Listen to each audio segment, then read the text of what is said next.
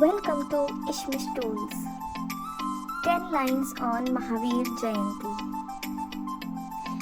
Mahavir Jayanti is the birth anniversary of Lord Mahavir, the 24th Tirthankar of Jainism. It is one of the most important festivals and celebrated by Jains across the world. Mahavir Jayanti usually falls in March or April according to the Hindu calendar. Lord Mahavir was born in 599 BCE in Kundgram, Bihar. He preached the principles of non-violence, truth and celibacy. On this day, Jains visit temples and offer prayers to Lord Mahavir. Religious processions with idol chariots, singing and lectures are common.